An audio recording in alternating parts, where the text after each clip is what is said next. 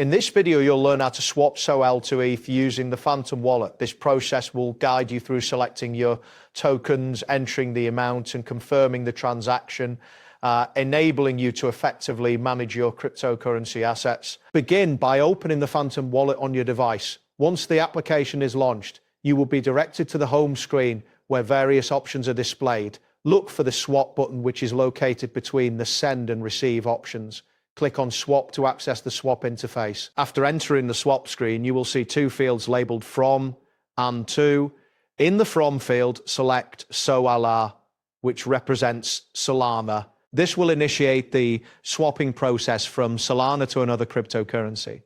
In the to field, choose ETH, which stands for Ethereum. This selection indicates that you actually exchange your SOL for ETH. Next, you need to enter the amount of SOL you wish to swap.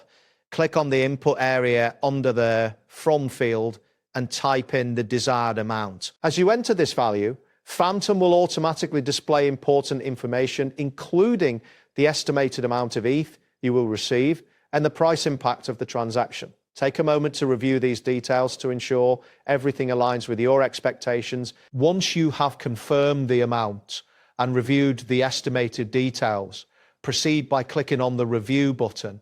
This action will take you to a summary screen where you can see the final details of the swap transaction. It is crucial to read through this summary carefully to ensure that all information is correct before confirming. After reviewing the transaction details, confirm the swap by clicking the appropriate confirmation button. Phantom will then process the cross-chain swap. Please note that the completion of the transaction may take a moment depending on network conditions. Once confirmed, the ETH will be credited to your Ethereum balance, allowing you to manage your assets accordingly. And there you have it.